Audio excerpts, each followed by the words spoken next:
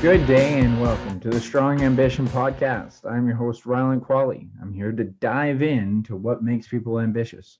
And today I have someone who really knows how to dive into the mind. Today I have Robert Broten. Robert Broten's actually from the area I grew up in around Starbuck. He was also a farm boy, just like myself. He has a fascinating evolution where he actually started more so in graphic design, got into sales, but then he took a really unique path into getting into NLP, neurolinguistic programming, which is a form of hypnotherapy and psychology. And now he focuses on helping high level hockey players excel in their sport. This conversation was really cool because there's so much that so many people can learn from. Doesn't matter if you're an athlete, but especially if you're an athlete. But anyone who wants to excel in what they do should really listen to this conversation based on the simple fact that we are our own limitation on so many things, just simply with the conversations that we have with ourselves. Within this, we really uncover, and it's a longer episode because there's so much to talk about. So I think you're going to get a lot from this episode. So without further ado, dive into this conversation with me and Robert Brote. Good day, Bobby. How are you today, sir? Hi, Rhyland. I'm great. Yeah, Well, thanks for having me on, man. well, thanks for coming. This is overdue. I love taking these deep dives with you. I always got to catch up with you at Focus Fitness, and we would have conversation after conversation about mental performance and stuff. And I found it fascinating to talk to you about it. But why don't we dive into just telling the audience a little bit about yourself, where you grew up, and what made you get into the business that you're in now. Sure. Well, thanks again for having me on. It's obviously good to see you again. And for me, I'm a mental health and performance coach. So I studied neurolinguistic programming, mental emotional release therapy, which is probably the key to what I do in terms of mental health rather than performance is the mental emotional release part. And I'm a hypnotherapist as well. So, I took all that education because I really wanted to improve myself, and I had been in business for a long time. Had been working my way up the sales ladder and the business ladder, and got to a high level in management, and just thought, you know what, this isn't really all that it's cracked up to be, and I feel like there's still some stuff inside of me that it's been bottled up, and I think like most of us, we can really feel it. And so I put myself through school. I found some people and some people that were in neurolinguistic programming through some trainings through work that were presented to us. And I thought, wow, this is really interesting. This is an awesome way to look at how our mind works and how we can work our mind without, for me, the best way I could put it, it was like without all of that psychological stuff that I may or may not understand. I think that NLP really helped me understand the difference between our conscious mind and our unconscious mind. And I am so grateful for Dr. Matt James for teaching me those things, because it really did change my life. So, that's what I do now. I work with hockey players. I found that once I took my training and once I started to change and get rid of my own baggage, I thought this stuff is very valuable. And this is something that I could help others with, and I know others are struggling. And I felt like this is something that I really need to do. But working in what industry? Do I want to work in sales with a bunch of salespeople and management people? And to me, that's not a sexy job. I was in it for 25 years. There's too many politics, and it's not as real as I want. So I sort of had to find the right industry and really go deep within myself, because I wanted, not just to have a job for 5 years. I wanted to have a career for the rest of my life. And I feel like taking this education for me, it was a life changer, and it gave me the final piece, one of the final pieces of my puzzle. So I identified what I love, and to relate it back to where I grew up, small town, Manitoba, just outside of Winnipeg, farm boy, lots of winter, lots of skating on the rink and the pond. I love hockey. I've played hockey, since I was 4.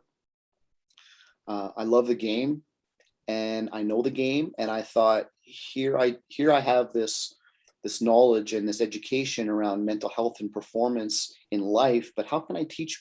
Who can I teach? How can I teach this? And it just occurred to me that, you know what, a lot of these young athletes that are growing up have the same problems that I had, that are going through the same stuff that I had to go through, and they just don't have the guidance. And I really wish I had the guidance. I wish I had someone when I was 18, 19, 20 years old to teach me how to be better, a better me, know my values, know some performance tools, know how to manage my emotions, and just simply get a hold of my breath and calm down. I was never like that when I was young. And I find that there's a lot of really good athletes out there, especially hockey players, that are in the same boat. And the older you get, the more you realize that, oh, that really good player in junior is now, driving a bus for the city of Winnipeg. Like, what happened there? And I just thought, you know what, there's some mental barriers here for a lot of these athletes. And I thought and it was really easy for me to identify that this is the group of people that I want to work with. Young men, young women that want to use sports and their sport to make them a better person, which makes them a better athlete.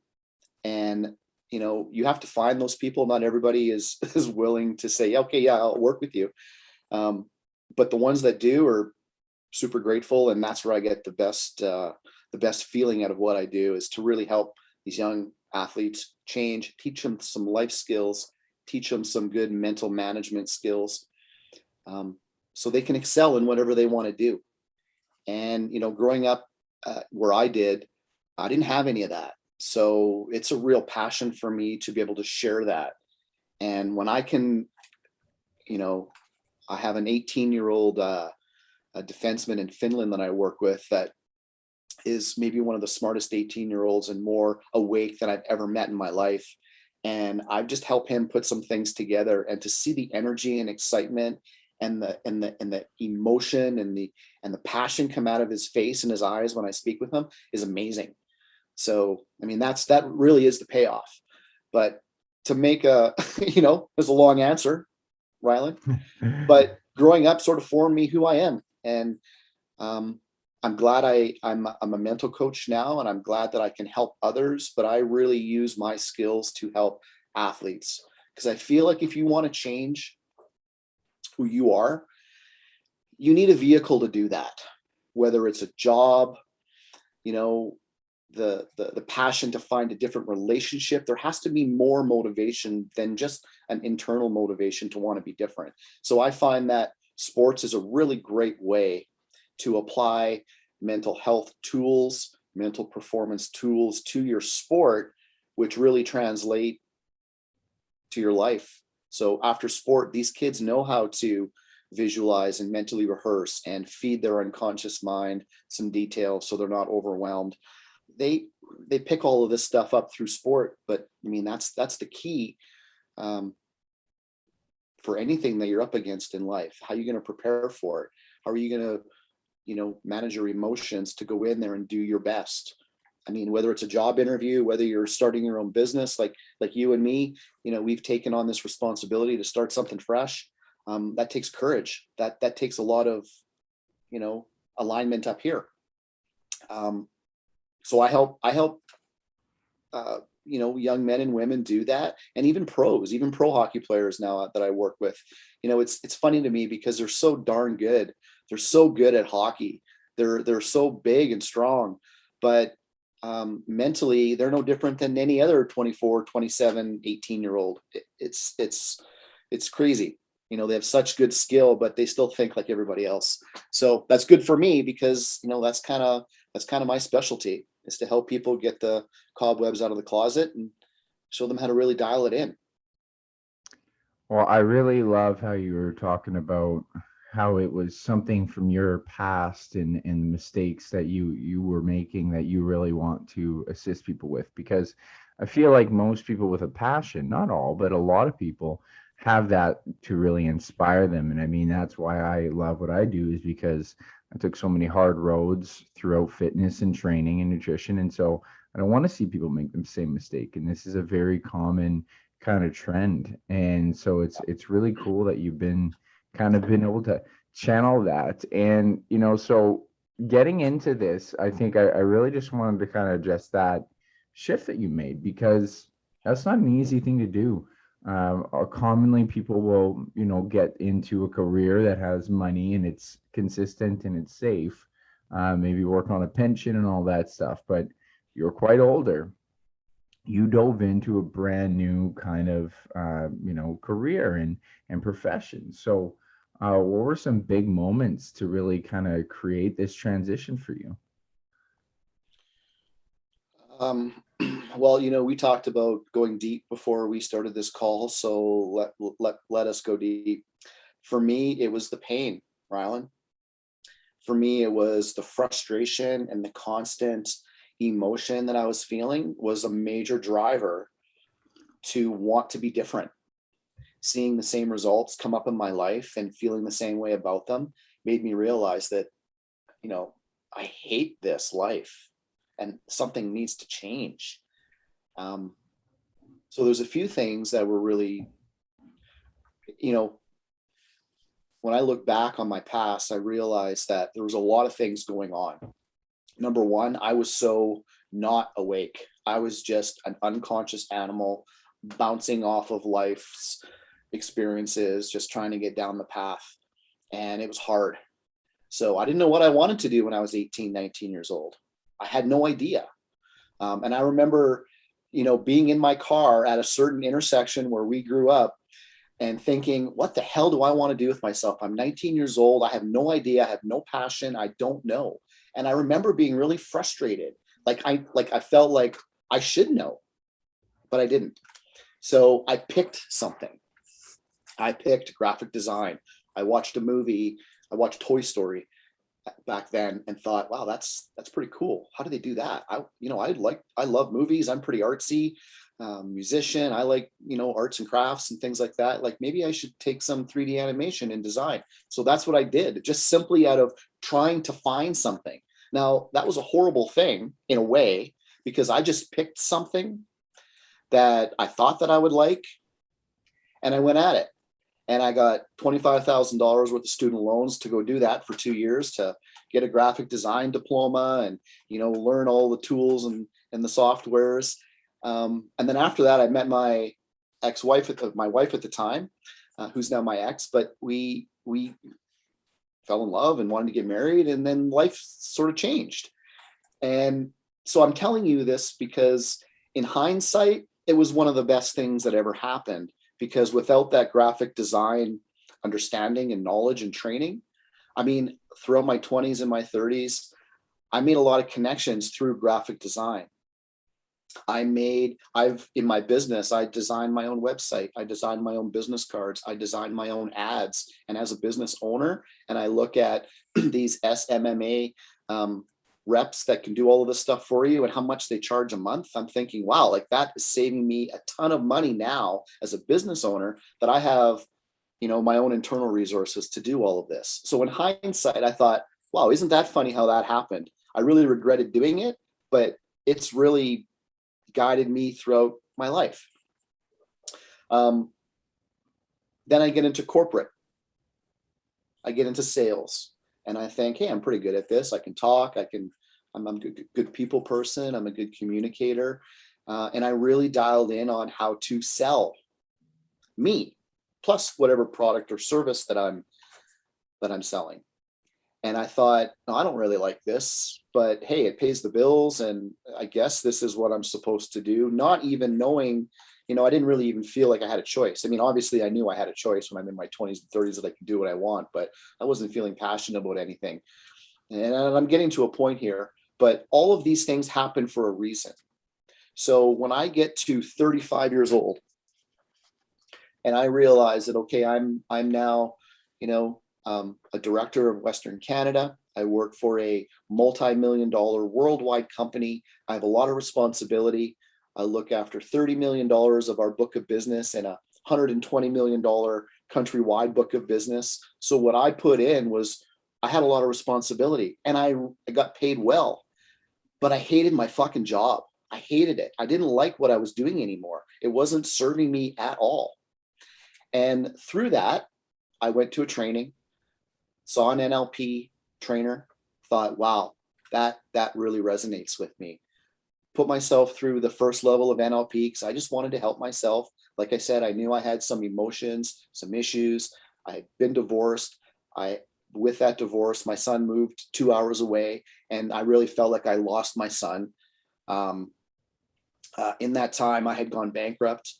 In that time, I had, a handful of relationships that have failed. So I wasn't thriving, right? But my career, I felt like, hey, I'm making the most money I've ever made. I have a lot of responsibility. I'm traveling all over North America. I like that. I like the sexy part of the job, but it wasn't right. And then I took these courses, and then I started to change. Then I started to look after me. Then something just happened. And I don't think obviously I made the conscious decision, but it was more of a push from the universe to say, you know what, like, you're an idiot. Like, let me just force you into this because you're not getting it. And I'm so glad that happened, because it made me realize that all my problems were within me. It was the way I was looking at things. It's the way I was managing and handling things. It was me. So I take my practitioner course of NLP, and I think, wow, this is really cool. And I worked at it for 2 years, learned the concepts, practiced it in my business career, made huge advances even in my business, as a director, really connecting with people better, communicating with them more. And it turns out that I ended up talking myself out of a job, which I sort of did on purpose because I knew that was going to happen. But I was able to, I felt it was better to, instead of babysit 80 people across the country and then just pick up the phone and answer their questions all the time, how about teach them how to manage this themselves? How about empower them how to look after this customer that's in their backyard the right way, instead of bringing the ringer in from Winnipeg? Like, nobody wanted to talk to me. You have the relationship internally. So I empowered them, and I thought, you know what? Now I'm doing something for the company. Now I'm really helping people. And my bosses were like, well, why the fuck do we need you around? And I went, yeah, you're right. And I knew that was coming, but I wanted, I was getting tired of my job. I wanted to get bought out, and I wanted for them to say, you know what? Thanks for your time, Bob. Here's a check. See you later. But in that time, I also, took another master practitioner NLP course, because I thought that first one was great. Now I really want to get good. Now I really want to help me. So that's what I took, my master NLP, and I took mental emotional release therapy. I took some hypnotherapy and really dialed in how to use these tools and these concepts at a great level. And then after that, I was like, you know what? I felt like I had unloaded all of my baggage, because in school you go through that process, learning the tools, learning the techniques, how to master those. So I felt great when I came back from California, and again, put myself through school for the third time, paying for it myself through my job. I felt very proud of that, because that's not something that I thought that I could have done when I was younger. And then, of course, my sitting there in my apartment in Winnipeg and thinking about, okay, I want to have this business. Who am I going to talk to? Who am I going to teach? What industry do I want to be in? And I really leaned on advice from my coaches and my mentors on how to do that. And then decided that, you know what, like, hockey players, like I mentioned at the beginning, are really needing this sort of coaching and this unique way to look at mind-body connection, performance, mental health. So I just picked up the phone and started making calls. And when I look back, I think that all of this stuff happened for a reason. So I brought you on that journey because, we were speaking about, you found your passion when you were quite young. I didn't find mine till I was closer to 40. But I wouldn't have believed myself if I had found that passion when I was 19. I needed to go through all of that heartache. I needed to go through that corporate career. I needed to have those failed relationships. I needed to have that emotional pain of all the ups and downs in relationships and my son. I needed that. I needed that to show me what I could become, how I can change, how that transition happens, and how I can really take that experience to help others. So now when I have somebody in front of me that is talking about their pain, their relationships, their relationship with their dad or their mom, or how they see their family. It's so easy for me because I've been there to really sit and think, okay, what are these tools? How can I share my experience with this person and make them feel like they're not the only one going through this, and guide them through? And when I'm able to do that, man, there's not a better feeling. And when I look back on my life, I think that's why I went through all of that. That was the university of life for me. I needed all of that. And at the right time, NLP came into my awareness, came into my life. I changed it. And, I've been running my own business now for 5 years. And I'm not saying that there's no problems, but I am so much more happier. I feel like I have got the ultimate freedom. I feel like I never work a day in my life, even though I'm always working on something and, trying to do better and help others. But my point is that whole path for me was the journey. And I think that a lot of people are so worried about, I don't know what to do. I don't know what I should be. I don't know what I want. And I think they try to find it when, in my experience, your job, if it's there for you, you're going to see it. It's not going to go flipping by you and go, oh shit, was that my life's calling right there? Did that just go by? That's not going to happen. When you're ready, you're going to know that this is what you were meant to do. And until then, I think that you just have to kind of go with the flow of life, like I did, which is really hard, but it also taught me a shitload of patience, and know that, okay, this universe is putting a plan together for me. And I'm not a religious guy, but I am a spiritual person. And only in my later life did I become so spiritual, but I realized that shit's real. And there's a path for me, and there's a path for you, and there's a path for anybody else who's listening. But you got to be patient, and you got to be mindful, and you got to be aware. Those last few notes, I think mindful and aware is what I think so many people are too complacent on. And you had said you're kind of before meandering through life, right? Just kind of going towards the money and the safety. And I feel like to some degree, that's really where you can almost in some way depict it as being lucky that you're mindful of what you're doing, and to be able to live a passion life isn't something. It's not there's almost this overselling point when you're really young. You can do anything and be anything, Yeah. and then anything less than that, it's like, okay, go with safety. So there's nothing in between of like, just live a passion.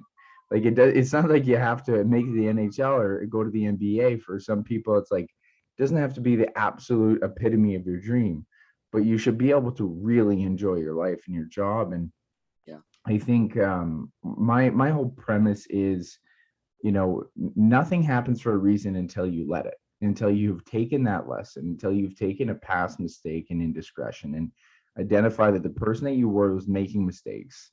And it's a good thing they did, because now you are who you are. And now you can run off that and build off that. So I love how you really came through that, and you can look back on your past and realize, like, this is why I am who I am today. And I'm glad I made the mistakes I did. And that makes it so much easier to live life, not only just like with a great purpose because you're building off your past, but you're almost going to live happier, because even then the really negative things can be turned into positives. And I think it's a very strong mindset. Yeah. And then the emotions that we all feel, I mean, we're so, and coming from an NLP background and the whole conditioning when we're young at the unconscious level, to me, that is a game changer, an absolute game changer. I'm astonished that they don't teach this kind of stuff in school to make people understand, like in biology, when we're learning about human anatomy, like I couldn't give a shit about my liver. I want to know about my brain, because my brain is what's going to make me healthy or sick. And for me in my past, I realized that, yeah, you know what? These experiences kept happening to me, and I kept feeling these emotions. And that was just my guidance, my internal guidance system telling me that I'm not on the right track. And it takes mindfulness, and it takes courage, and it takes, putting up with some pain to be able to deal with it and address it. And, you don't just all of a sudden become mentally strong. You have to have first the desire to want to change, which I'm pretty sure it's why people have to really feel a lot of pain before they make that decision that, God damn it, I'm going to change. I've had enough of this. And they have to kind of hit rock bottom before they take it serious. And that's the universe kind of pushing him up against the wall saying, hey, are your ears open? Because you're not going down the right path, bud. And this is a wake-up call. And it happens to a lot of people that I know. There's people in my family that it's happening to that aren't getting the message. There's friends that I've had that aren't getting the message. And I feel bad for those people because they're just so scared to deal with it. But the pain of holding on to it and dealing with everything else is way harder than just dealing with the problem. So, something pushed me, and it was, I'm tired of feeling this way. I'm tired of this. There has to be a different way. And I haven't had some encouragement from, my boss at the time where I was working in my corporate job. It's unfortunate that I'm not friends with him anymore, but that dude changed my life. And if I ever see him again, and I will talk to him, I'm sure. But I don't think he knows the kind of impact that he had on me to push me, to tell me that, that stuff is in your past, Bob. Don't worry about that. Be brave. And I remember him saying, I told him a lot and I was crying and I told him a lot about my family. And he was so empathetic to me, Rhyland. That dude changed my life. He really did push me. And I'm getting emotional because I love that guy. Because without him, I don't know where I'd be. That's awesome. Yeah, it's incredibly powerful. I always look at these impacts in our life, because for me it doesn't really come down to one moment. It's an accumulation, right? And so I always call it the gunpowder for life, whether it's a whole bunch of negative or positive things. But usually if you want to make a big change, I really believe that you're going to accumulate a whole bunch of things, a whole bunch of micro traumas, a whole bunch of ideas that are hedging your bets towards one thing, but then you need something to ignite it. And so someone said, one day, and it's not the one day, but that one day had something that sparked it and reinforced it, that made you realize, what, yeah, this is too much. That was what I needed to hear. And it's kind of fascinating that our minds work like this, that we emotionally work like this.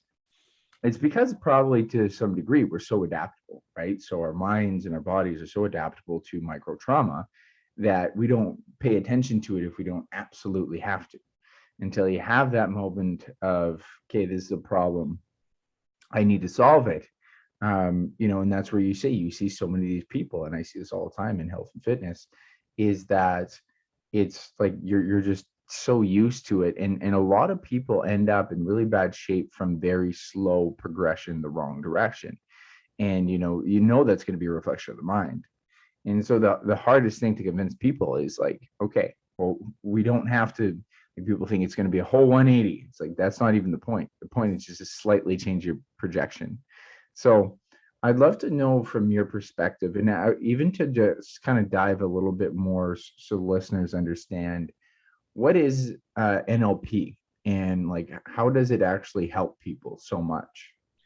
So NLP is short for Neurolinguistic Programming. So neuro, it's the neurology of our body. Linguistic is the language of our body and mind and how we get programmed. So really, it's how our conscious mind, our thinking brain, our logical mind relates and speaks through neurological, which is emotion, to our unconscious mind.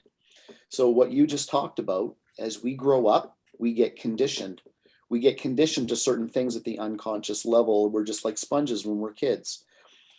The shitty part about it is that our conscious brain doesn't really come online until we're 21. It's not really fully formed until we're 24. So to think logically, to really rewire ourselves is really hard to do before that. So we get trapped with this unconscious way of being, and that could be good or bad. So we have these limiting beliefs that we create when we're young that stick with us at the unconscious level over time. And it may not be a very good limiting belief. It might be, and I had this, I'm not good enough. Like, I don't feel like I'm good enough at all. I don't feel like I'm good enough. I don't feel like I'm successful. And my family isn't super successful, and I just think this isn't where I've come from.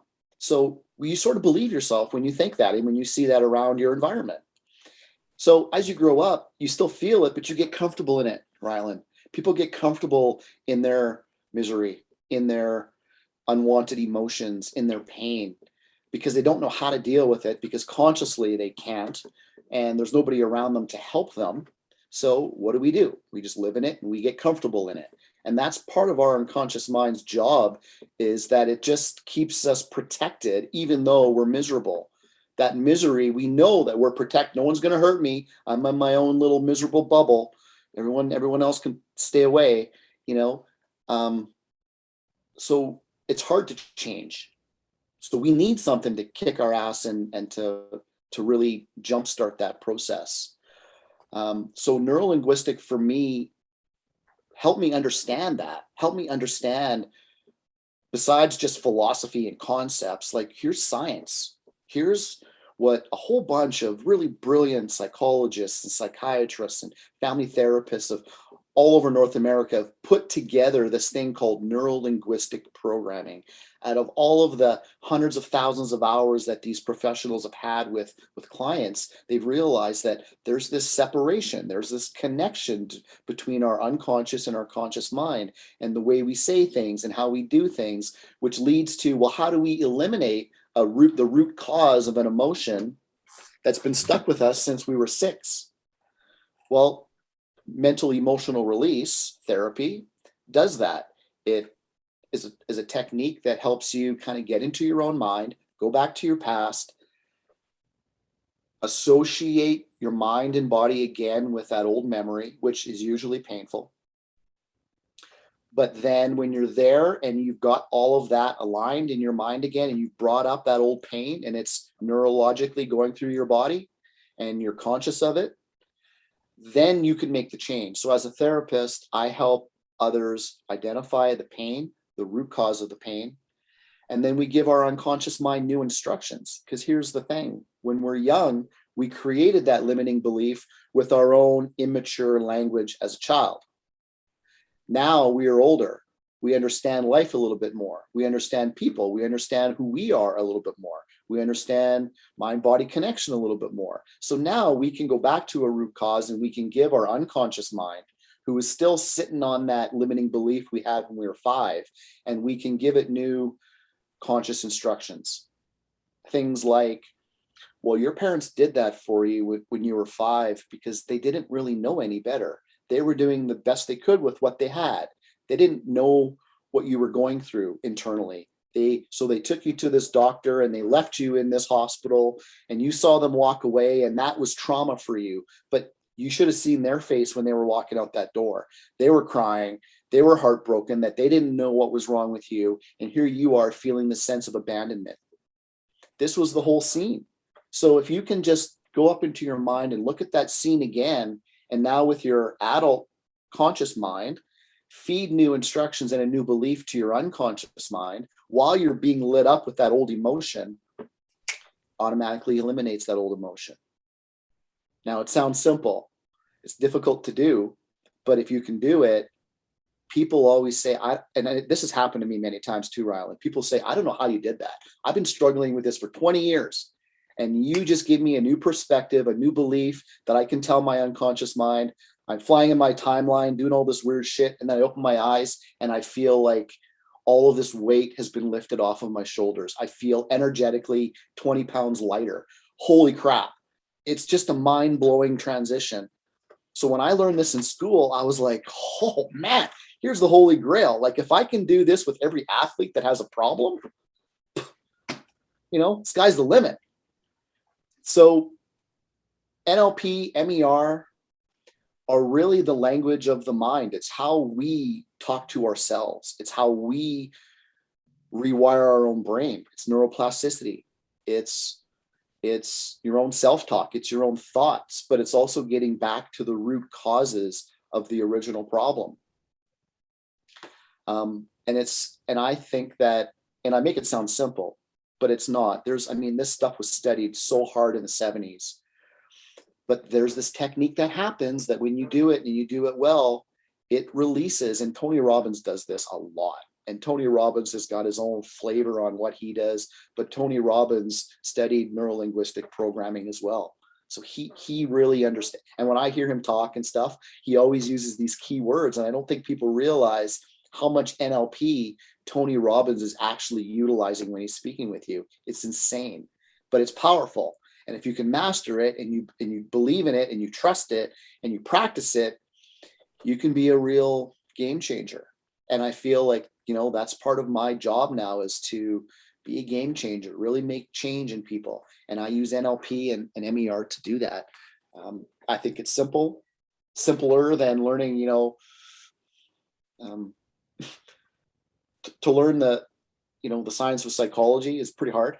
But if you can learn a few techniques and a couple of, keep it simple, stupid understandings of how our mind works and operates, and you can map that onto your sport, onto your life, I'm creating change. I've done it in my life, and I'm helping athletes all over the place do that through NLP, learning how to speak to themselves better and really understand what's going on between the mind and body, using the tools, using the techniques to make sure they're on point every day.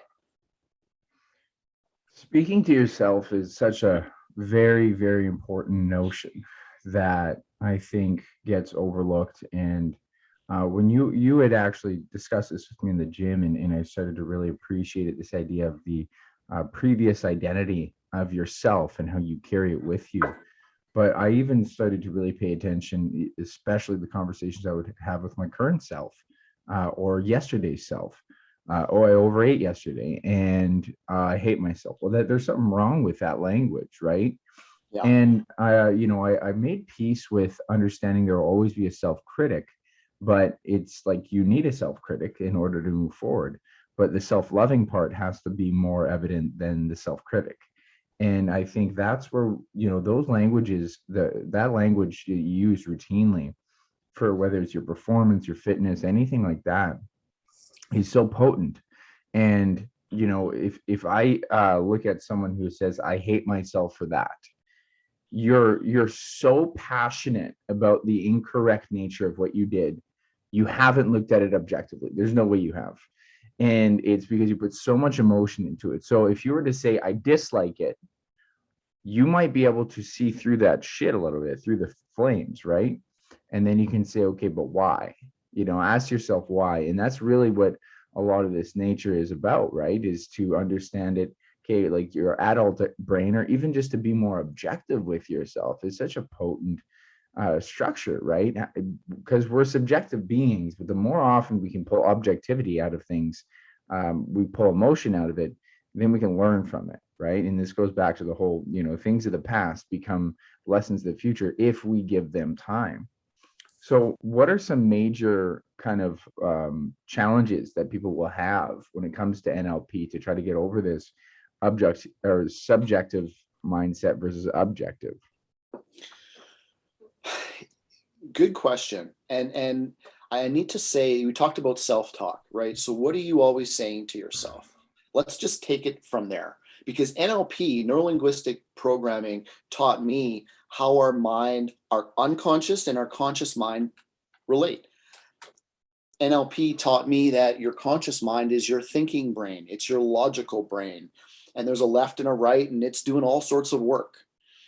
The unconscious mind is where your habits are stored. It's where your behaviors are stored. It's where your emotional reactions are stored. It's where your muscle memory is really stored. So that's kind of like the filing cabinet of who you are. So when you understand just the concept of conscious mind and unconscious mind, and I'm going to give you two examples, and I love these, Rhyland. I love these two understandings of how to look and talk to ourselves, because you're totally right. It all starts with our self-talk. So think about it. When you're young and you're saying these things into your head with an adolescent mind in a world that you know nothing about, and you go, oh, that's a bad person. Oh, they must be bad. Oh, that type of person is a bad person. I've seen them do this. Oh, my parents are this because I've seen them. You create all this shit in your head. You create it. So when you get older, you're still doing the same thing. It's just that things have evolved a little bit more. So our self-talk is always in play, always. So one of the things that I like and how I like to set the table with my athletes is there's two ways. One is you have an adult brain now, but talk to yourself as if you're talking to a 5-year-old, because your unconscious mind takes everything very literal. It doesn't understand a joke. It doesn't understand sarcasm.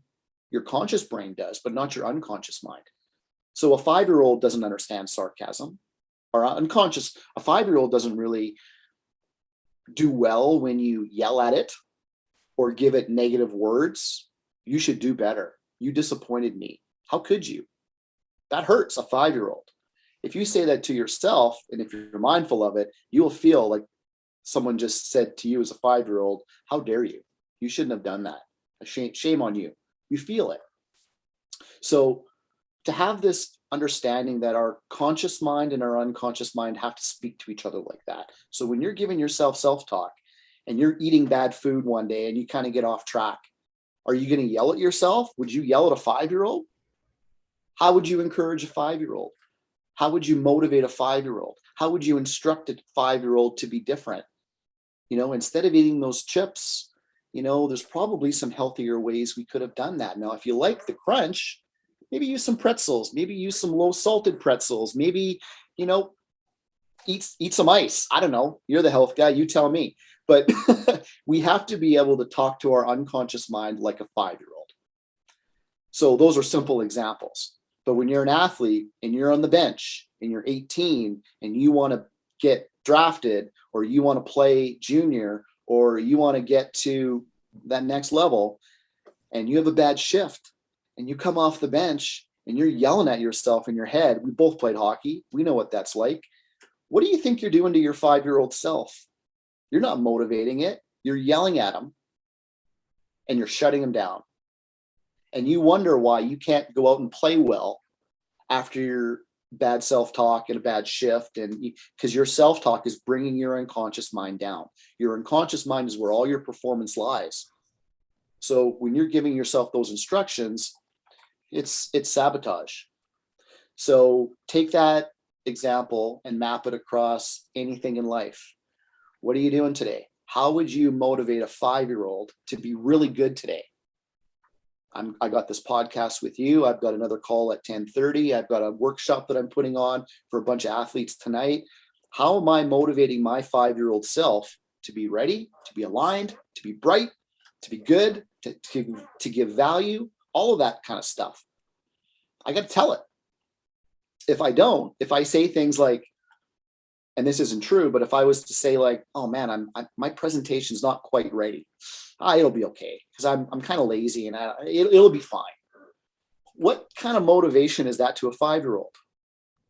Not very good.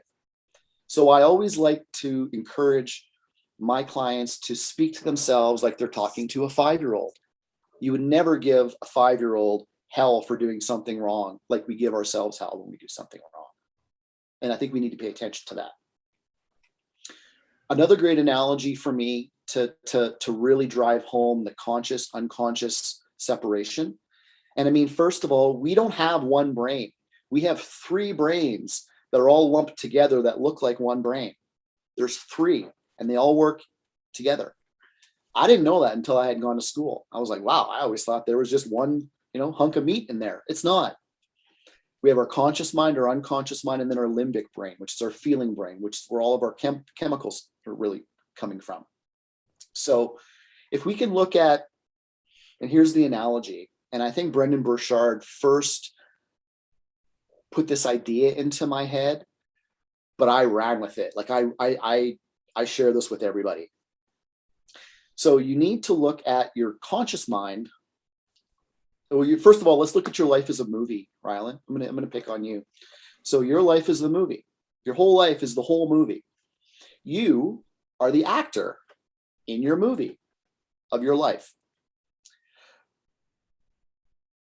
You are the unconscious actor in your movie. The director of that movie, what does a director do in a movie? They direct the scenes. They make sure that the dialogue is right. They make sure that the emotion is right for that scene that's going to serve the purpose of the movie. So when I'm talking about mental rehearsals and front loading our unconscious mind and giving it instructions and programming it, this is the analogy that I use. You're the director of your own movie of your life. So tell the actor how you're going to be today. Tell the actor how you're going to perform this weekend in that series of hockey games. Tell it, give it some. So how do you tell it? Well, our mind works in pictures. Our mind speaks to each other. Our conscious, unconscious mind speaks in pictures. So when we want to program our unconscious mind, we need to see a picture. We just can't think a thought or have a feeling. We have to be able to see a picture. So what does an actor do when it's rehearsing for that scene where the cameras are on, the lights are on, production is rolling, you got to perform? They mentally rehearse it, but they physically rehearse it. But they're seeing it, they're feeling it, they're putting on their costumes, they're being that person before they have to really be that person. They're giving their mind details. So another thing that I always talk about is you have to give the conscious instructions to your 5-year-old self, because how does a 5-year-old know how to do the simplest things? They really don't. You got to be really general or specific, really clear on your instructions on exactly what you want to do, how you want to feel, how it's going to be. So when you're the director in your own movie, you're separated from yourself. And I teach people how to get into their higher self so they can really feel like they're in the director's chair. So they can see with separation the movie of their life. They know their goals. They know what they want. They know how to get there. But how do I dial that in to be good today? Because I'm still going to get pulled off here emotionally. I might get distracted there. How do I get focused? Well, you got to sit in that director's chair and tell the actor, which is the unconscious mind, how you want to be, how you're going to behave, what you're going to say, how you're going to feel, how you're going to react to some unwanted situations, some adversity. So as hockey players, what are you going to do when you have a bad shift? What are you going to say to yourself when you get off the bench or when you get on the bench? If you don't have that already planned out and primed up, and maybe you don't have a bad shift, but if you do, you got to have a card to play if that's the hand that's being dealt to you. So what's your self-talk like? How are you going to rebound? What tools do you know to use in those moments to help you? You want to front load all of that to the actor. So I really love that analogy of, you know what, if you're doing therapy on yourself, speak to yourself like a 5-year-old. So when that player comes off the bench, I'm telling them, don't yell at yourself. Remind yourself that you had a bad shift. You know why you had a bad shift. Visualize not doing that again, doing it the right way. Let go of that emotion. Be present. You know, like Ted Lasso, I love that damn show. Be a goldfish. Let it go. People that watch that show will know what I'm talking about. Be a goldfish. And then when you're planning your future and you're planning, okay, I got this camp coming up. I've got this tournament coming up. I've got playoffs coming up. I've got the first game in this new team, in this new building. And I'm the big talk of the town. How am I going to go out there and perform? There can be some anxiety around that. Now, if you have anxiety, it's because your brain doesn't have the details. It's afraid for a reason, because you've never been there. You haven't experienced it, and your brain is turning on all of these mechanisms to show you that, hey, you're not quite prepared. But if you had done that 3 times before, you would know exactly what to expect, how to feel, what to do, how to respond. So we can use our conscious mind, our thinking mind, our logical mind, our creative mind to think about what things could happen in my future. How am I going to respond to them as the actor of this movie? And how can I rehearse all of that before it actually happens? So, you want to experience it mentally before you experience it physically. And just having that idea of, okay, top brain, bottom brain, conscious mind, unconscious mind, I think really helps people keep it simple and allows you to not get too far into the weeds and just remember that I'm talking to myself like a 5-year-old and I'm the director of my movie and this is how I'm going to behave walking into this scene. Let's just keep it simple. And I think when people do that, as they're doing that, they realize that, okay, I'm walking into this, but I'm still a little afraid. I would coach you to tell you that, okay, you haven't seen that scene enough times. Your mind and body, and it's just natural. We're humans. It's fight or flight. So if we're, first day of school, you're scared because you've never been there. But after 2 months, are you scared? No, because your body and mind has realized that there's nothing to be afraid of. But you needed the physical experience to believe that. You don't have to do that. If you know how your mind works, you could already prime it and prepare it to feel comfortable for something that you've never done before. If you can provide the right details and the right emotion and the right pictures, you can get rid of all your anxiety. You can build confidence that way. And as you're going through that process, you'll find, am I being mindful? What am I feeling? What do I need to do to get rid of this feeling? Oh, maybe I need to talk to myself a little bit better because I'm putting pressure on myself. Then you start to realize that all of these things really sort of mold into each other. Your language, your emotions, what's happening at the unconscious level. What are you thinking consciously? I think NLP and MER and going through all of my training and just mapping that to my life in my past and my life now, that concept's never changed. I just didn't really get it. But now that I get it, I'm not worried about stuff. I'm not worried about working with this new team and thinking, oh, I really want to do well. Like I want to succeed with them. And boy, I hope I can do it. I don't think that. If I feel any anxiety about whatever I'm going to do, I sit down and I program my unconscious mind. Who am I? How am I going to behave? What is the scene going to look like? What can I expect from it? How am I going to respond? When you do that, just simple, if you just keep it like that, you will find a huge shift in your life. You will find that, wow, there's a connection here with how I'm speaking to myself that's really giving me a lot more momentum, a lot more clarity, and it's making me feel a hell of a lot better than walking into it blind. So much so. It's it's really the new form of health of just like this. You prepare your body physically, and then it was nutrition. It's like, okay, get nutrition, and now it's like, wait a minute, we can be like 3 steps ahead because the mental action is all of it, right? And there was a few really big things there. I love the simplicity of talking to a child because we're such emotional beings, and if you create this almost like acceptance of this child that lives inside you, this very erratic emotional being, and if you have a 5-year-old kid, the simpler you make the instructions and the more precise, the less anxiety that kid's going to have. And that's really talking about, hey, what's within your locus of control and what's going to help you get to point A to point B. And what you really spoke about, even the whole director mindset, I really appreciate because, like, especially like in careers and stuff like that, it's constant imposter syndrome, right? I don't feel like I'm good enough and stuff like that. And I mean, again, I'll go back to the self critique. It's always going to be there. Like that's how you want to get better, but Can it's I making pause you there for a sec, Rhyland? Yeah, Because by all means. that imposter syndrome, let's talk about that. That is a belief that you have that you're not good enough. I had it. I think all of a sudden, how do I learn this? And I can help people and I can help them release their emotions after 20 years. And I go, holy shit, this is amazing. How can I do that when there's people that have spent years and years and years understanding the brain and neuroscience and psychology? And it kind of makes you feel like, well, I'm not as good as them, but I can do this. So it's kind of an imposter syndrome. Can I go online and talk about the unconscious mind? Am I missing something? Right? You feel like you don't know, but that's because in my life, I haven't seen me do that enough yet. I haven't seen me on screen, hear myself speak, trust that I know what I'm talking about. I haven't seen that enough. If you organically get there, you go, oh yeah, I know that. It just took me some time to get over that imposter syndrome.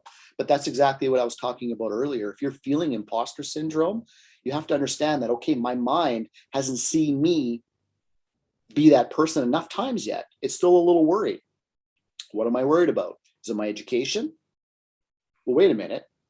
I got trained and certified by some pretty smart people that knew what the hell they were talking about. So does that make me less than? No, not. So you reframe things. Now you're talking to that 5-year-old boy.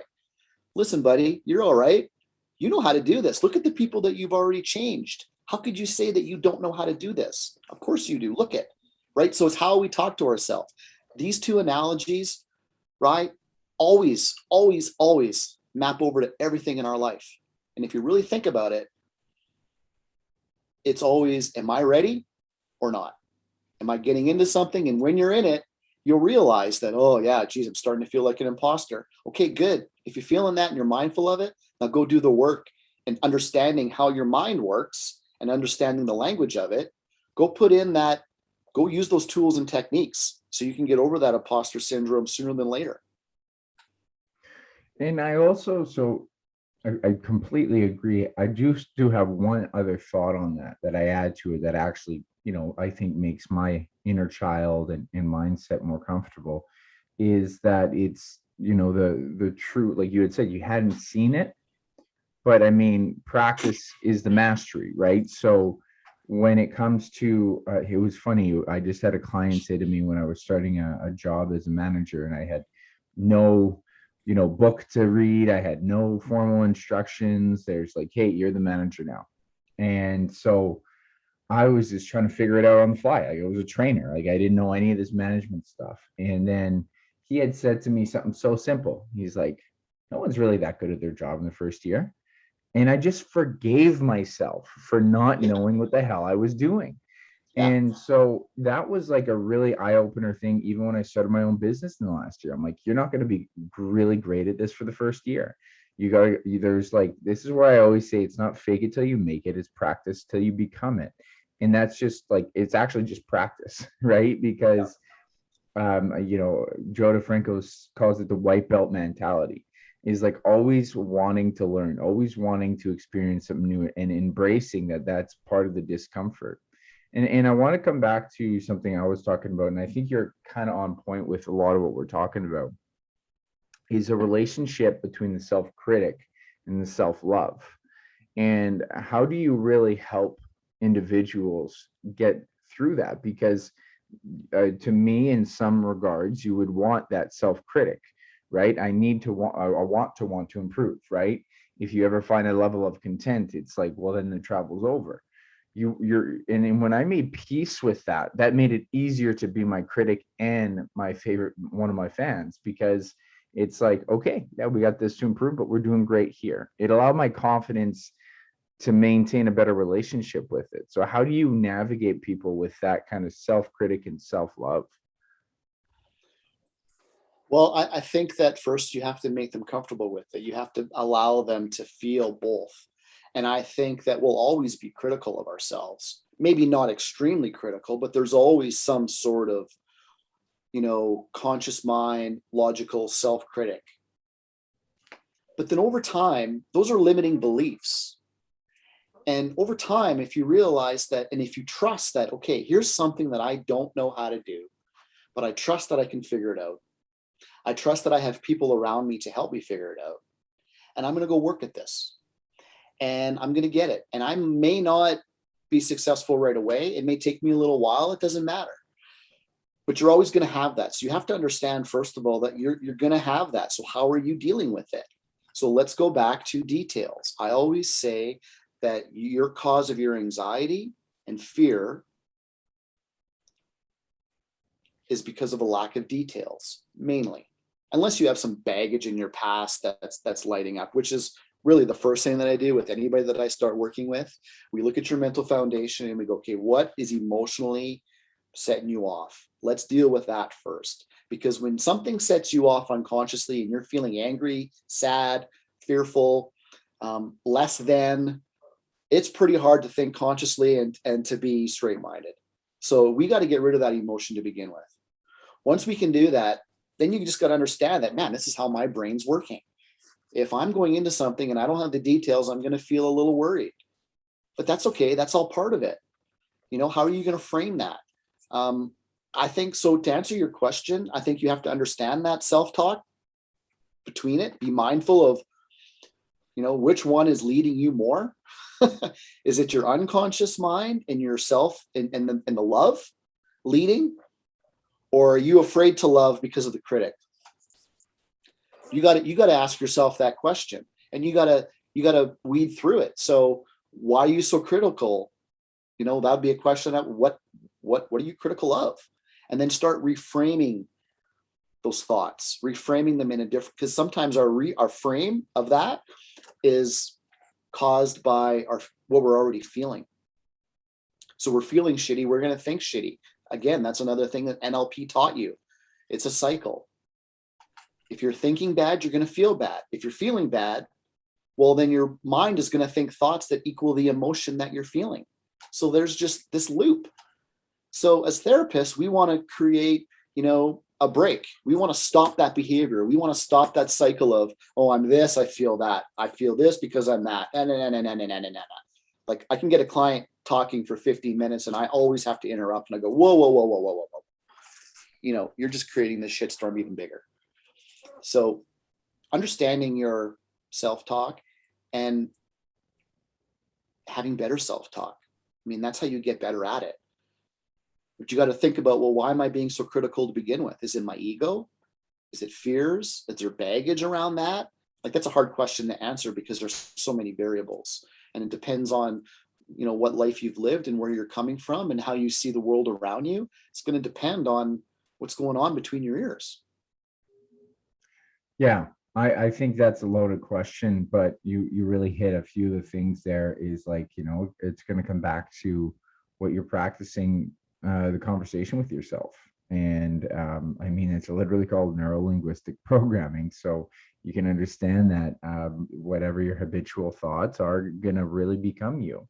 And so, yeah, I can really see that. Now, I did want to come to this a little bit of a gear shift, but just, in terms of, it's a strong ambition podcast. So I want to know from your perspective, working with so many athletes that are trying to excel and, understanding some of the different, because it would be assortment of different personalities that you deal with. But what do you think really creates ambition well for athletes and individuals? And on top of that, what maintains it? Because, we all feel like we want to do something and then it dissipates, but some athletes are really set apart. So what is it to you? Two things: passion and you have to get rid of your emotional barriers. We all have them. Some are big, some are small. You have to get over those. I could have a passion to do this, but if I don't believe that I can, I'm never going to do it. Doesn't matter if I have a passion or not. So what does it take with my athletes? Because it's hard what they do. They're in the gym training hard. They're putting out maximum effort. They're working their bodies. They're being disciplined mentally. With their diet, they're being disciplined. There's a lot that's going on. And you have to have the passion to want to keep going. And you also have to do the work to get rid of the emotional barriers that will be in your way. Lack of belief in yourself. Maybe a coach really ruined your confidence when you were younger, and I deal with that all the time. You would not believe. So we talk about our own self-talk, sabotaging our own thoughts. Well, what happens when it's somebody else that you respect, like a coach, and they say, you know what? I don't even know why you're on this fucking team. You suck. Coaches say that to players. And these are 17, 16-year-old players that are so open to feedback, and they hear that and they're just like, oh, you just crushed me. I'm looking at you to help me, and you tell me that I suck. Boom, there's a massive mental, emotional barrier. And I think if you started playing, I coached you, I reffed you when you were playing hockey. I know you were pretty young. I started playing hockey when I was 4. So think about it. How many times do we, fail or succeed on the ice and hear feedback? And how many times does that our own self-talk and other people's self-talk seep into our mindset? You can have a passion, but if you don't get rid of all the other stuff, whether it's a lot or a little, you got to get rid of it. And then it becomes easy. And I say that from experience because I had a passion, but I had a lot of baggage and I didn't do shit with my passion. It was only until I started to clear up my own baggage about my own belief, my confidence, my past, who I am, where I've come from, what I'm about, what I can do. When I got that clear, then it's really easy to dial in on your passion. Then it's easy to be disciplined with your day-to-day activities and your training and all of that, because there's nothing getting in your way. It's just a matter of how can I keep getting better, which now you need to lean on your self-talk. So you can have a passion, but you got to keep that fire burning. And that's with self-talk and goals and showing yourself that you're getting closer. That also motivates you to keep going because you know you're making gains. So long-winded answer, but passion, you got to have it, and you got to get rid of your baggage.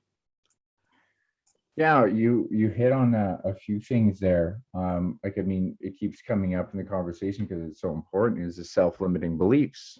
And I had someone expose me to that idea, and he didn't even really go into detail, but when he said those words, I was like, well, that's an important concept that I don't think anyone's talking about or enough people are talking about.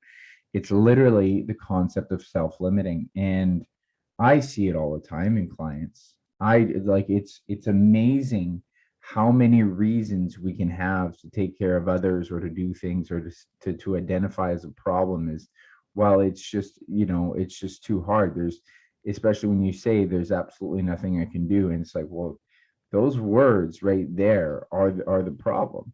And you have to peel that back a little bit more. Saying that there's absolutely nothing you can do has to be an incorrect statement, right? And then there's this challenge that I know I've had, or I've challenged a client with this thought. And I basically had told her, I'm like, what if it wasn't impossible? What if it was within you and you just have that responsibility? Is that scarier? And that's commonly, I think, what a lot of people don't want to admit. Is what you had talked about, is map out the path and talk about taking responsibility for this action. So self-limiting belief is so much simpler. I just can't because, and they don't kind of dive into that enough. So is it basically, another NLP kind of conversation? Is that how you work? When a client comes to you and they say, I don't know if I can do this, and you say, well, let me show you. We went to Focus Fitness, right? Like, I got to see how, when you were helping me, how things that I didn't think that I could do, how quickly I could actually get there. It's about details. If you're afraid and you have this limiting belief, you're stuck on that. Why can't you see another way? It's about what you're seeing and feeling in your mind and your body. It's about details. So some people, and that's hard. Okay, I get that. Because how do you know what you don't know? How do you know don't know what you don't know? So people will say, well, I have a passion, but I don't know how to get there. That's why there's people like us. That's why there's coaches. That's why there's friends. That's why there's peer groups. That's why there's people that you can talk to go find out. So here's an example. Once I explain to an athlete that you can program and front load your mind with details. You're the actor in your movie. You have a game this weekend. How are you going to play against that team specifically? What are you going to say when you have some adversity? You front load all of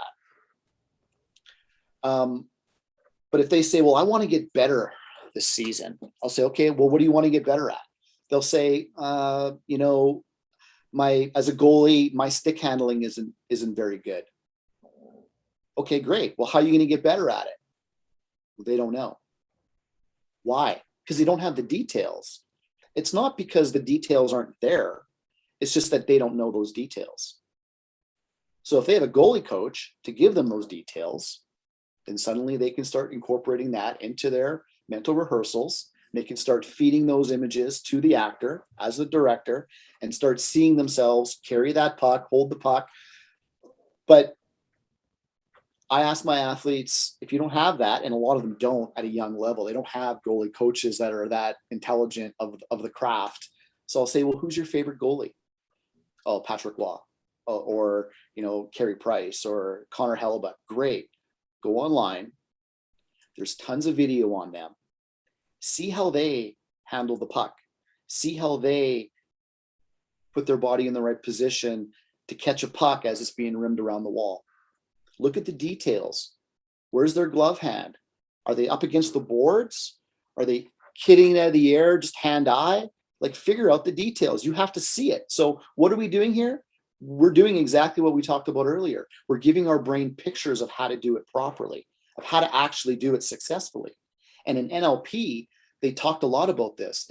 It's matching and mirroring. It's modeling other successful people. Because if you don't have the details on how to become fit and ripped in the gym, of course not. You've never been there. You need a coach to show you the tools and the techniques and how to do this. You need a goalie coach. You need to see it. You need to feel it before you can actually be it.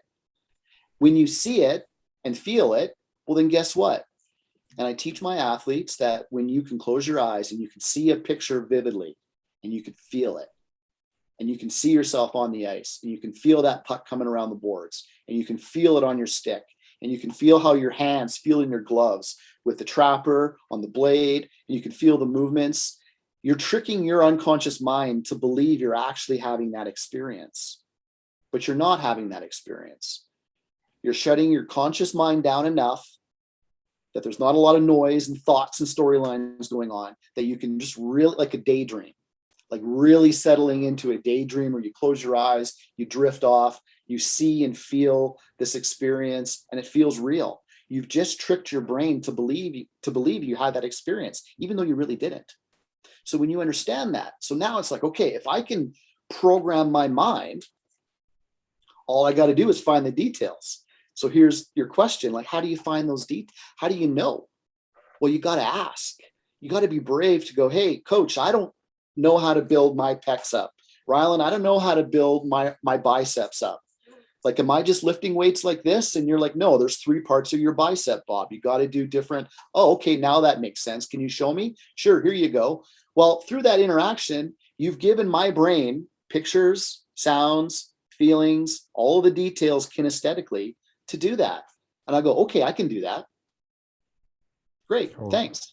So you're just giving yourself details. Let's not overthink this. If you're afraid, if you're worried, it's because you don't have details. Mm-hmm. So if you say, well, I can't do that. Well, yeah, you can. You just don't know how to do it. Like, I don't know how to do heart surgery, but I could if I was shown. Right. Right?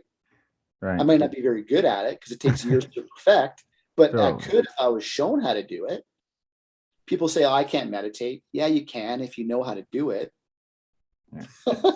So let's not overthink this.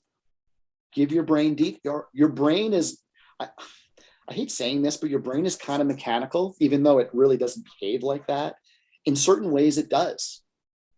You're anxious, you're worried. Well, no details. Or it's details of a past experience that you've had that's reminding you that, oh shit, I don't want to deal with that again. So your body's bringing it up to you emotionally. That's it. We don't have to overthink it. So let's analyze it. If I'm going to the gym and I go and I say to you, like, I don't know how to lose weight. I've been trying. It's because I don't have the details on how to do it. And I haven't seen myself do it. So how do I believe that I can even do it if I've never seen myself do it? Yeah. How do you believe that you can run your own business if you can't visualize it and see it in your mind's eye? How do you feel like you can stick handle the puck really well as a goalie if you've never seen it or felt it? It makes sense. So if you don't know how to do it, go figure out how other people are doing it. And this isn't 1970 or 1980. We've got the internet and everything is on the internet. You can look at a video from any hockey player from any era, really, and figure out how they did that stuff. How did Gordie Howe score so many goals with a flat stick? You know, well, Wayne Gretzky figured it out. That's why he used one. So he didn't create it. He figured out who was doing it successfully and modeled it. He didn't invent it. He modeled it. He gave his brain the details that allowed him to get the success. Now, when I ask you, Rhyland, like, you're a pretty fit dude. You didn't look like that when I knew you back home. And then suddenly I see you years later and you're jacked.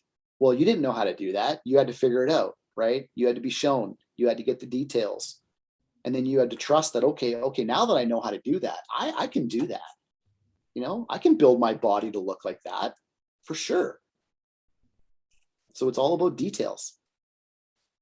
I fully agree. And I think that's where people think that it becomes an impossible thing because they're unaware of details, or just really the practical application of how, you know, the whole concept you talked about with the physical adaptation, right? And that is so tangible for people, right? Yeah. Oh, hey, you're doing 5 push-ups this week. Well, next week we're going to try to aim for 6, and then next week 7, and then you might build this and that, and then people will be like, yeah, I think that's plausible. And like I say, this is why I find it so fascinating with your realm, because mental training is now becoming a real necessity, and it's actually so much more valuable than people underestimate. It's like you're going to put in, if you're an athlete or you have a goal, you're going to put in time in the gym. You'll even put in time in nutrition. But why would it not dawn on you to physically and mentally prepare? And that was something that I wish I had when I was competing as an athlete in boxing, because the amount of anxiety in that. And I wish I would have routinely taken time out of my day, half hour even, of just visually, mentally imagine that. And then that way, when you step in the ring, it's not foreign. It's like, hey, you know what? There was times, and to not just visualize, but to feel it, to feel the anxiety, but also to battle it, to feel the trauma, but then to battle it, and to feel you having to overcome challenge and feeling the feeling of overcoming and trusting yourself. And I thought it was such a simple but brilliant way to look at a lot of sports. And I think that's what gets missed, is that we don't realize that like you say, that plasticity of the mind, of how it's capable of adapting if you train it. And it's really what it is, right? We look at physical training as a physical, tangible, realistic thing, but it's like it didn't dawn on us that our minds were as trainable. But I do want to come back to one concept, and you talked about the fire. How do you help people with this mental rehearsement and physical and everything? Because we can map these things out and give the details. They're still like, how do you help them maintain their fire? Because that is, the driving to put in the work. Well, Ryland, if you have the right fire, you don't need help keeping it stoked. I think a lot of times your ego will say that you want to play in that league. Your ego will say that I want to be that junior player. I want to play for UND. I'm going to be an NHLer for your ego. But when it comes to putting in the work required, you don't want to do it. That's not a lack of passion. Well, maybe. I mean, maybe it could be a lack of passion. Like we said earlier, like you're not clear. You don't believe that you can do it, but you want to. I mean, that's one side of it. But once you get rid of that, if they still don't have the fire, you're in the wrong campsite, man. Like that's not your fire. It's your ego's fire. So for me, I don't have a problem being motivated every day. I get my ass out of bed at 5:30, 6. I'm doing some meditation. It's 7:30 when we were talking. I was ready by 7. Like I'm ready for my day. I'm having a great day today because it's easy for me to hold that flame, because this is something that I really want to do. And I know that this is my path. I'm not doing this for ego. I'm not doing this for money. I'm not doing this for, so I can be on Rhyland Quality's podcast. I'm doing this for value. I'm doing this because I like to help people. And I hope that this conversation resonates with people. And I hope that we, through this conversation, can teach. That's why I do this. That's my fire. That's what makes me feel good. So I guess if you were to ask me, how do you keep that fire going? I maybe have to remind myself sometimes as to why I do this. Yes, because it gives me this feeling. And think about it. Do we do anything for anything other than a feeling? Totally. Everything is for a feeling. So if I want to keep my passion rolling, I got to tap into why I want to do this in the first place. And for me, that's really easy, because at the beginning, when I had gone through my training, the first question that I was asked from my mentor was, well, what can you provide to the world? Well, I can provide mental therapy. I can provide mental emotional release therapy. I can help people with their problems. Great. Who do you want to help? I don't know. Well, what industry do you want to work in? Well, I don't know. And then the question was, well, what industry have you worked in that you absolutely loved? Or what industry would you want to work in that would never feel like you're working? And here I am, not long after I finished working with True North Sports and Entertainment. I thought, well, the best job I've ever had, even though it didn't pay very well. I dominated at that job, selling tickets for the Manitoba Moose in the new building. Loved it. Never felt like I was at work. I'm there in the morning. I'm there till 11 o'clock at night. Loved it. I lived in that place. I love it. And I thought, well, that's my path. I want to help those people. I want to be in this environment. So I found my fire right away. It's not hard for me to go, well, why am I doing this? Oh yeah, because I like to help athletes succeed. I like to make guys that are struggling with stuff get rid of it. That's a good feeling for me. And then to see them go on. I had 2 guys this year that I've been working with since junior that just made pro. I am so proud of those guys. So proud of those guys. Because when I talked to them, not me, but I don't think they thought, and I thought their parents were like, holy shit, these kids need some help.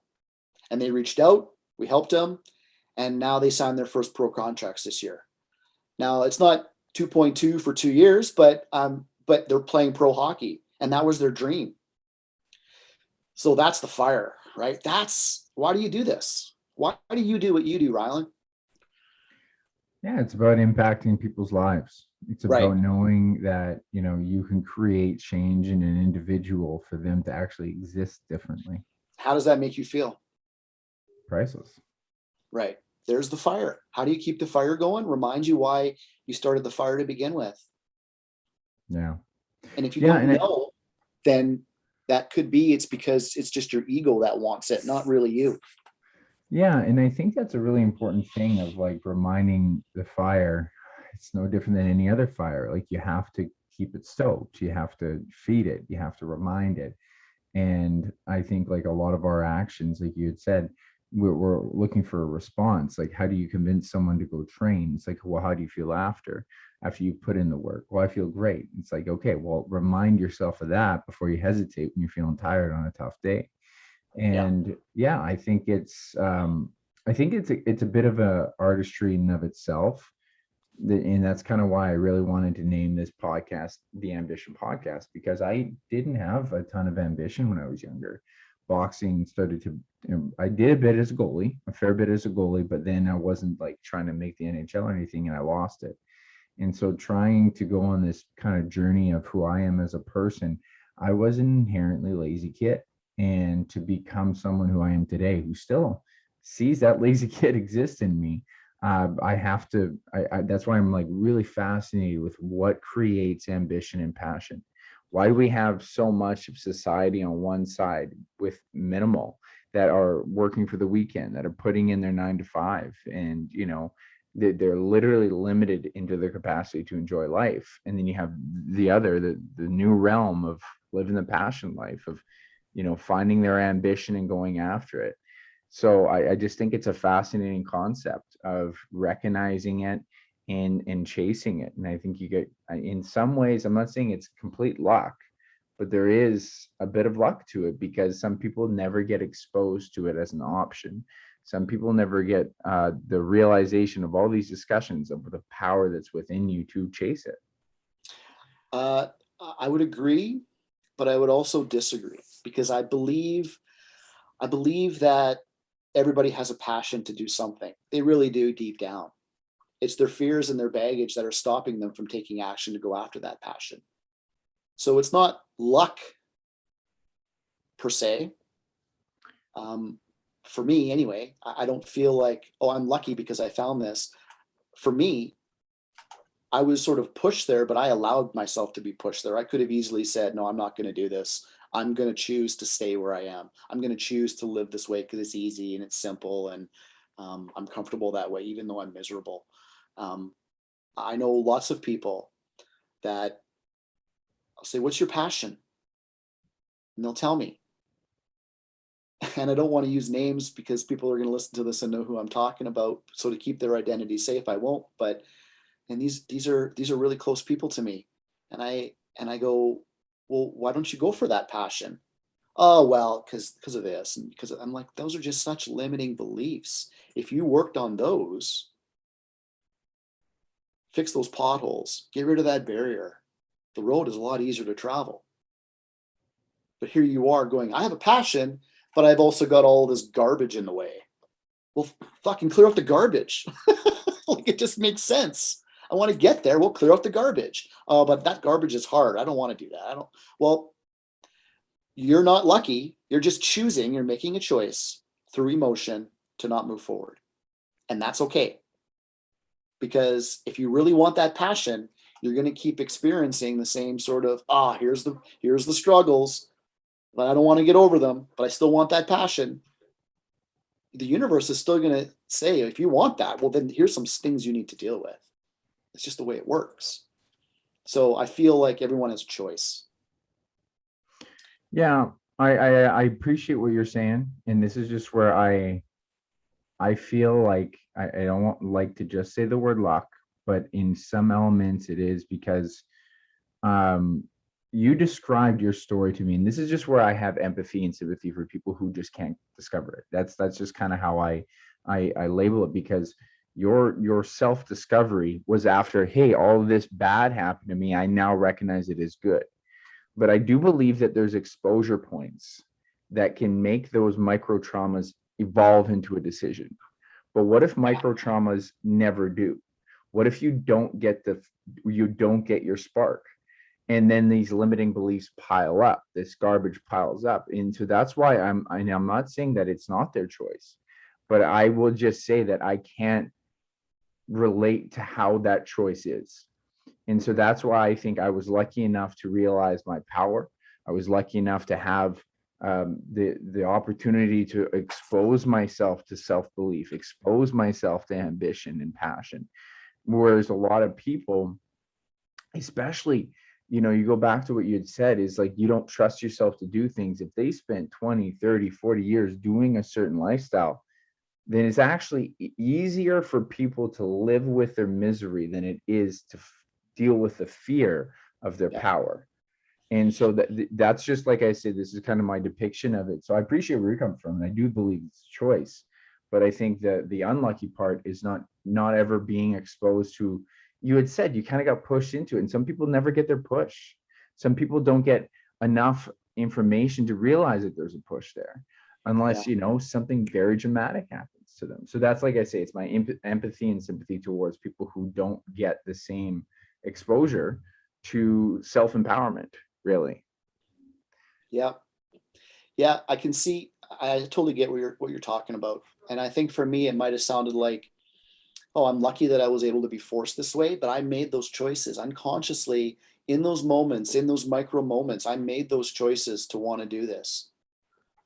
When I took NLP, Rhyland, my practitioner course, I was living in Calgary. I was living with my girlfriend at the time, who I had been with for probably 3 years. I was sitting there after the training, and I could feel the upsell coming. Hey, you just taken your practitioner training. Here's the master practitioner course. Here's more of what you will learn. Here's more how you can get better and dial it in. And this is what we're going to teach you. And here's how much it's going to cost. It's $11,000 for 27, 28 days. And I thought, 11 grand. I really want to do this. I feel in my body like this is meant for me. But my girlfriend's going to shit because I don't have 11 grand, and I'm putting it on our credit card because I got a job. I make good money. I'll pay this off, but I got to put it on our credit card. And I'm sitting there in that chair and I'm thinking, do I ask her? No, because she's just going to say no. Well, we can't afford that, babe. No. And I'm going, this isn't your life. You're doing that because it's not you. It's easy for you to say no because it's not you. It's me. And I just thought, I'm not going to ask her. I'm just going to do it. And sitting there, I was struggling. My body wanted to get up because they had this thing where it's like, if you want to do this, there's 5 chairs up on there. Everyone, it was just sort of this way that they really know how to manage your emotions in an NLP class, by the way, like really, really well. In a hypnotherapy class, they really know how to get in your mind. So my body, I felt like I was holding myself back because I wanted to jump up and go race to that chair. Because I'm like, yes, I want to do this. I'm in. And in the back of my mind, I'm going, 11 grand, can't afford that. She's going to have a bird. What do I do? And I just did it. I made the choice at that moment. When I got home, everything went downhill. My relationship crashed. She was so mad. We paid off the credit card. I paid it off like I said I would, but she was pissed and she didn't get me. And I thought, well, there's one thing. You don't get me.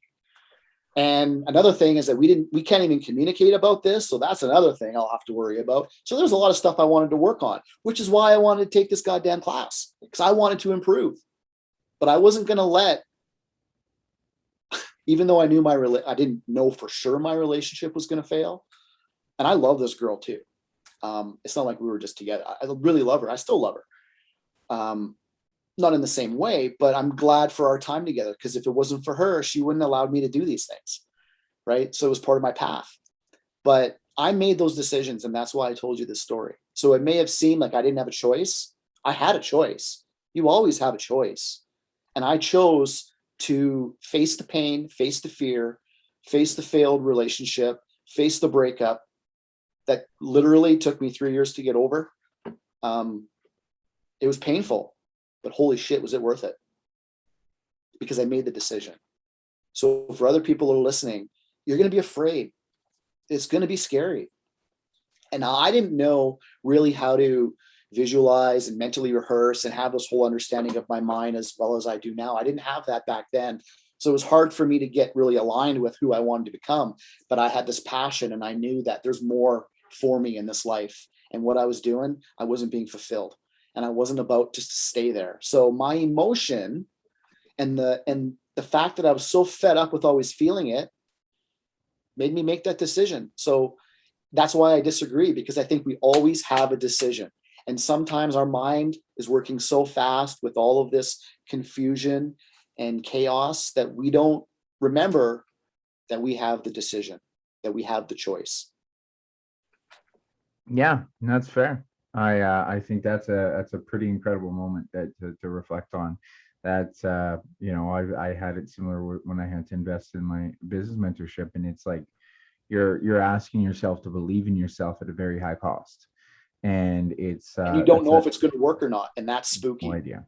Yeah, terrifying. But that's a good point. How do you do that? You know, what I do with my clients, I go, well, what's life all about now? Is it about taking risks, or is it about being comfortable? Like, you talk about the journey and the destination. I mean, that's a good analogy for all of this. So you get people, there's so many perspectives that we hold in our mind, so many different levels and so many different variables. But what does it all come down to? Rhyland, self-talk, doesn't it? Self-talk. Mm-hmm. It's your self-talk.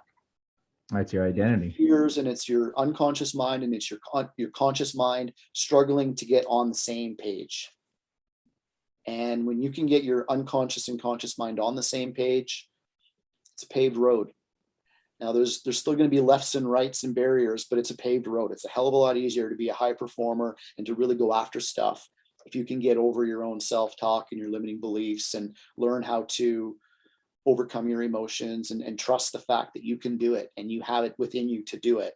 It's just your fear that's holding you back. It's the pain of your past holding you back, or it's the details holding you back. So it can all be fixed.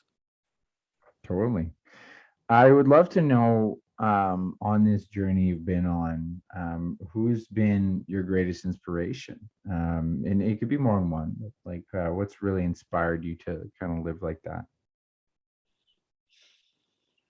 You know what, I was thinking about that. It's not the first time I've been asked that question. And I think the first time I answered it, I just sort of off the cuff gave an answer. But when I really think about it, and I'm struggling with this, Rhyland, because I want to be really honest with you,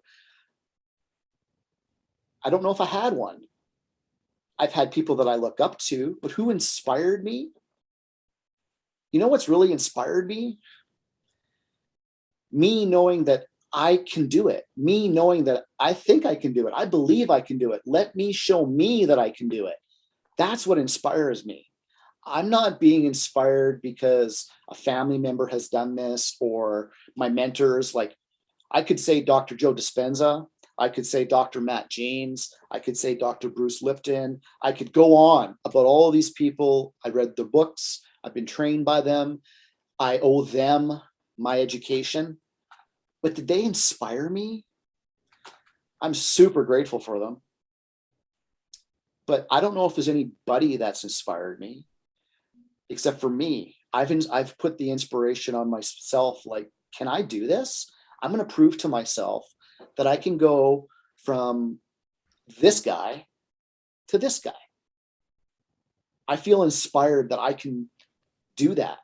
So I feel inspired to do this work because I want to prove that to myself.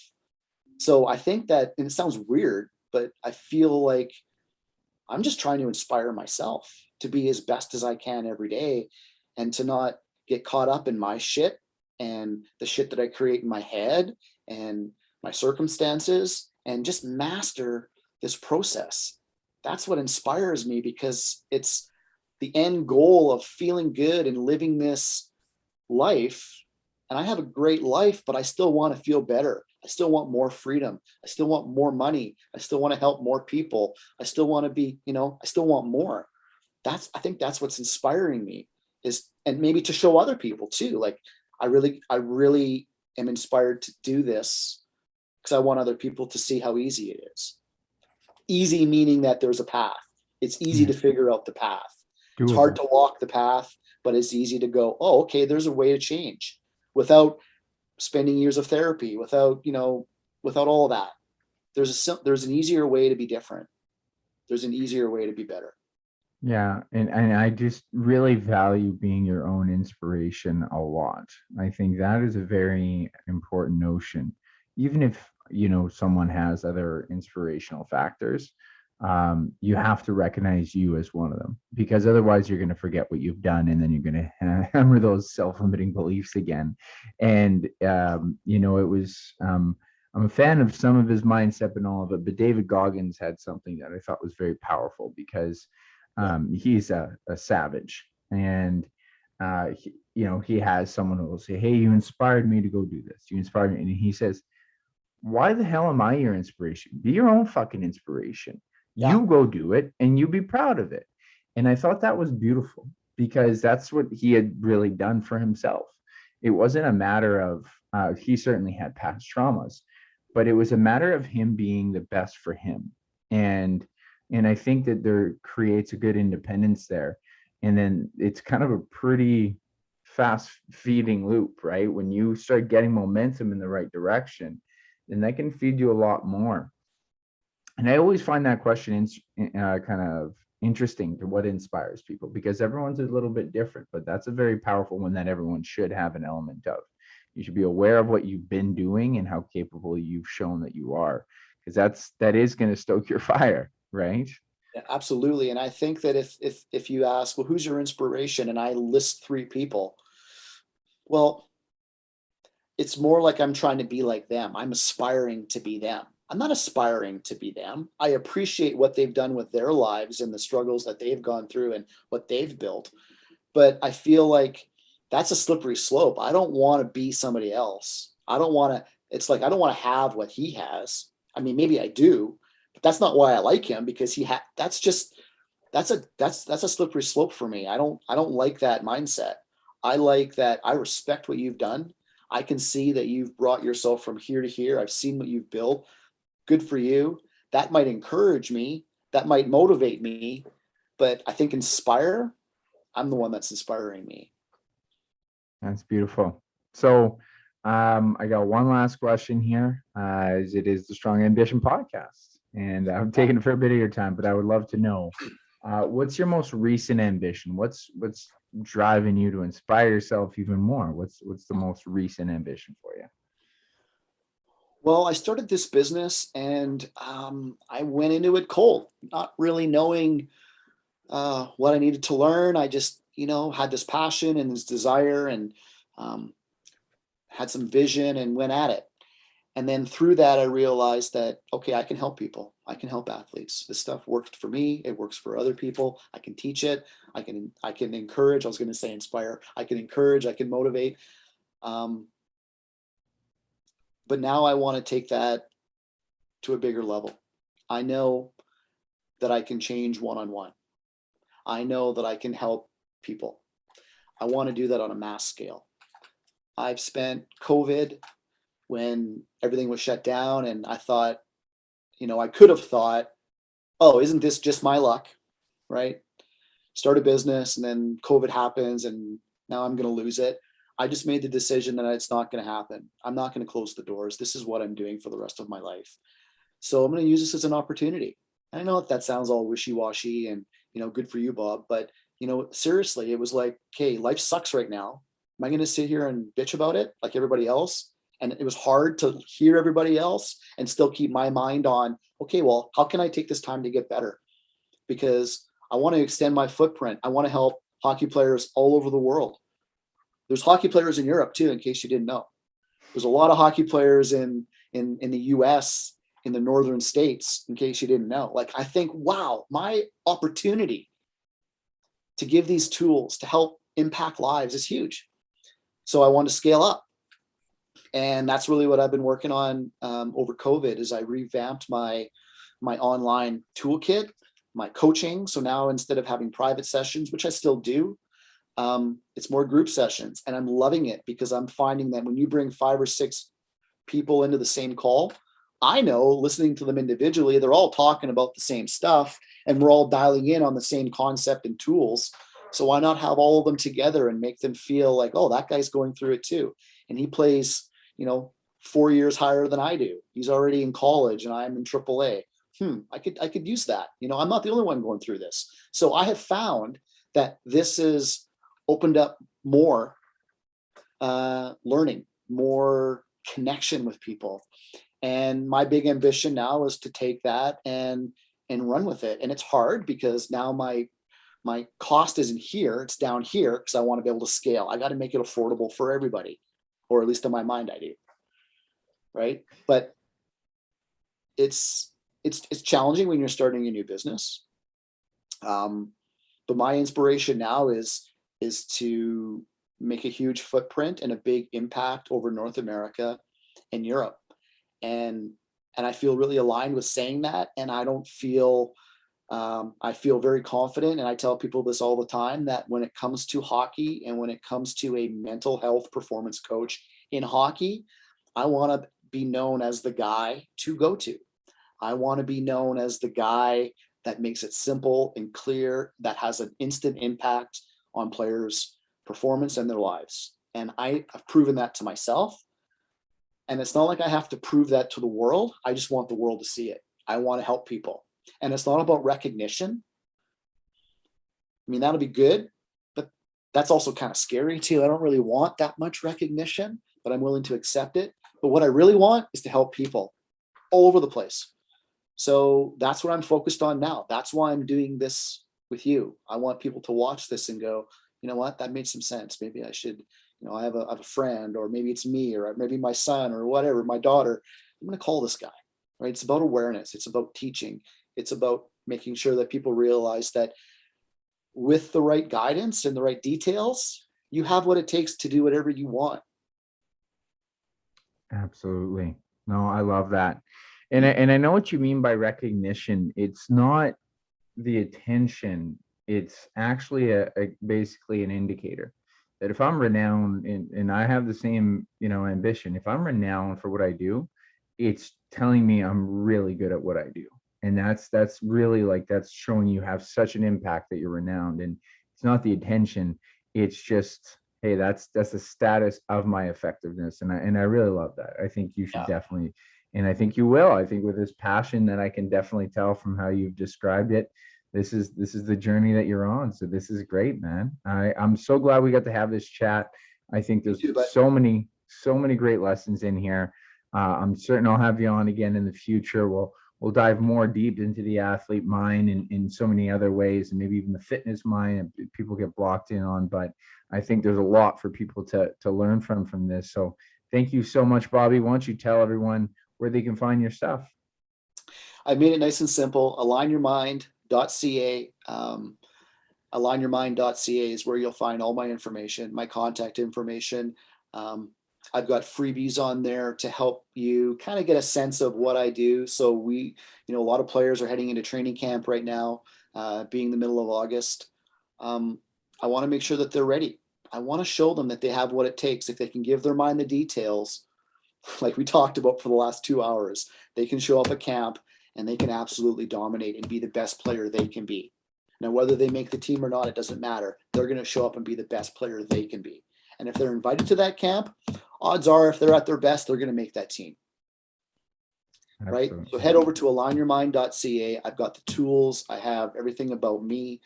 My Instagram is braincoach204. You'll find all of that, all my social media links at alignyourmind.ca. And Rhyland, I love talking with you. I appreciate what you do and how you coach and the message that you deliver. So it's been really fun to be on this pod and to share our stories. Let's do it again.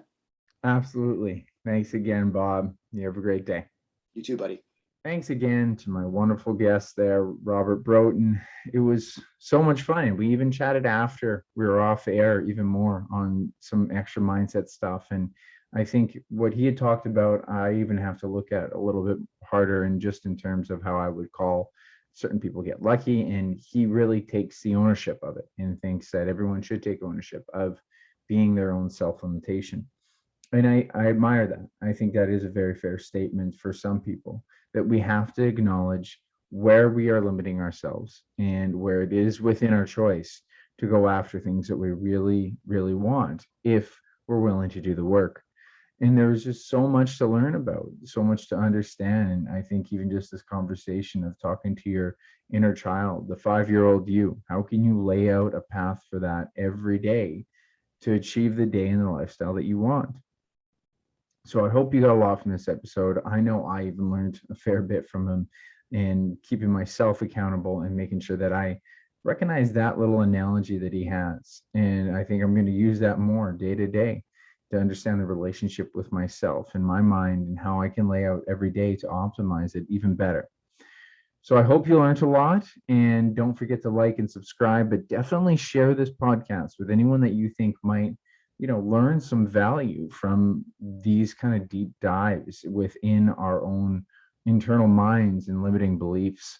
I think these are the messages that need to get out there, that people have more power within themselves to change their own mindset. So I hope this helped, and thank you so much for joining today. And always remember, it's not about the pursuit of happiness, but it's about the happiness within the pursuit.